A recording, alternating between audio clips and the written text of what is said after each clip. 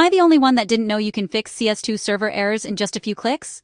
Seriously, you don't need to be a computer genius. Here's how to get back in the game, fast. First, try the classic move. Restart everything. Close CS2, shut down Steam, reboot your PC, even unplug your router for 30 seconds.